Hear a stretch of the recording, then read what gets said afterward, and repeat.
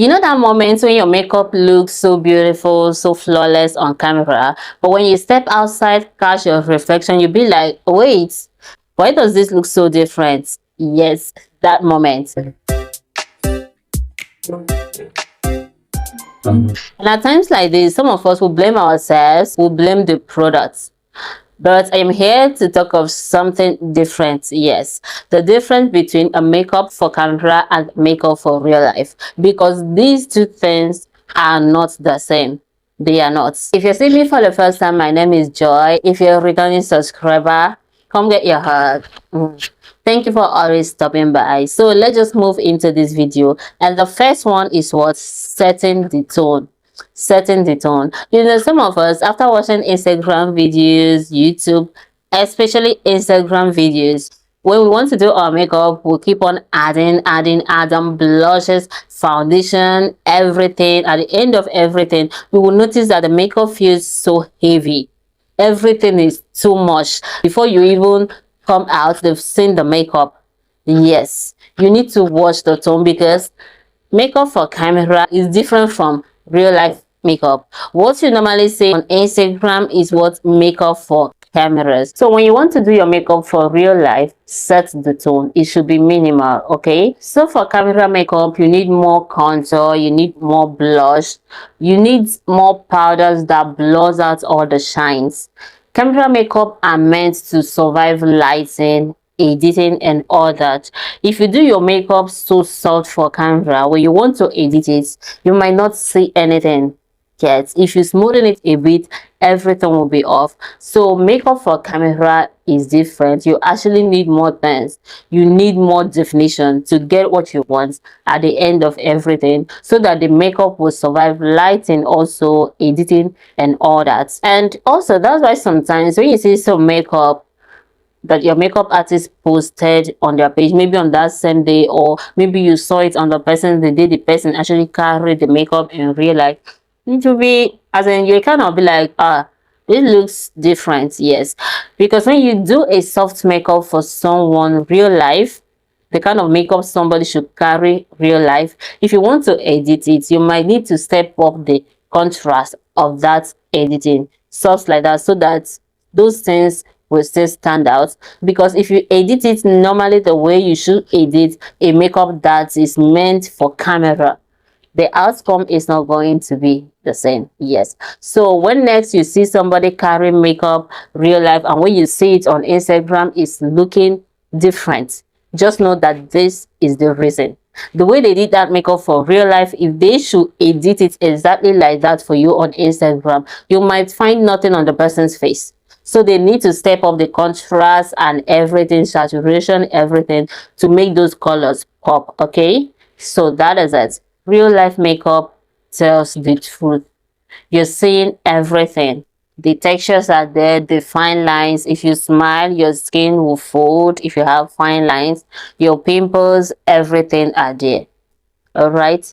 So, and in real life makeup, if you're constantly aware of the makeup, that means it's too much.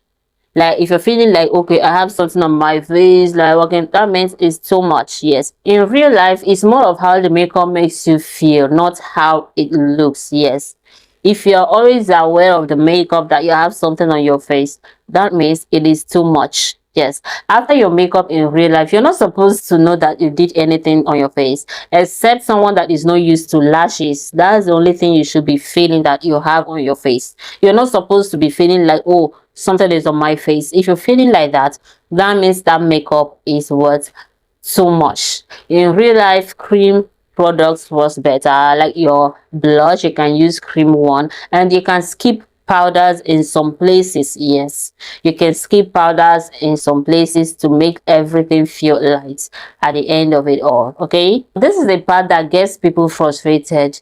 You will see someone follow a tutorial on Instagram, do her makeup exactly like that, then at the end of everything, you'll be getting a different result. Your face will look as beautiful as the end results they got on Instagram.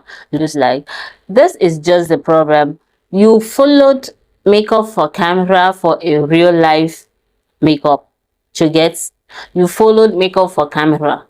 for real life makeup. After that procedure you followed, the person edited it, but you're not going to edit your face, are you? You're going to carry your face like that. So you saw the person apply blush 3 times, and then you apply blush 3 times. When it's time for editing, the person is going to blow out sometimes, but you're going to carry your face like that. So you will see people at the end of the day, they'll be getting frustrated. They'll be like, makeup is not for me, it's not working for me, or this product is not working, I got the fake. No, you didn't get the fake, you didn't get the fake. Okay, you just followed makeup that is meant for camera to do your real life makeup. Yes, so when you want to do your real life makeup, you want to learn how to do your real life makeup, I would advise you watch videos here on YouTube instead of Instagram. Yes.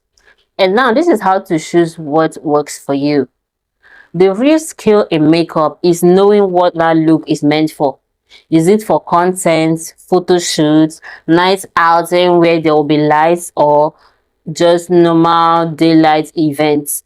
You have to know what you're using the makeup for, so that you will know exactly how to do your makeup, so that you will know what to apply and what not to apply. You just have to understand that the way you do your makeup for night outing, content, photo shoots is not the way you do your makeup for your regular day events. No, if you're having that content, photo shoots, nights, this thing, you should go all in.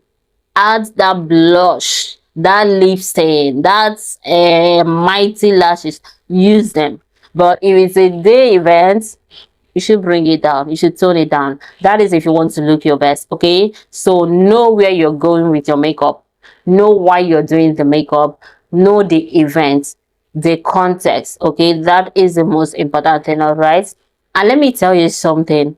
You see that moment when you stop trying to look like those faces on Instagram, that moment you stop trying to make your makeup look like glass, she gets, that moment you stop feeling bad when your makeup doesn't look like that one you're seeing on Instagram, you're going to enjoy your makeup the more. Yes, you understand your face the more, you understand how to do things, you understand that those ones you're seeing that are meant for cameras, not for your face, for your real life something. Okay, and so know it today that makeup is situational, it's flexible, it can change anytime. It is not one size fits all. No, your makeup changes based on the occasion, based on the event, based on the context. Okay, so it's not one size fits all. Now, if this made sense to you, let me know in the comment section. And if you want us to talk more on topics like this, also let me know. Don't forget to give this video a thumbs up. Till I come your way next time,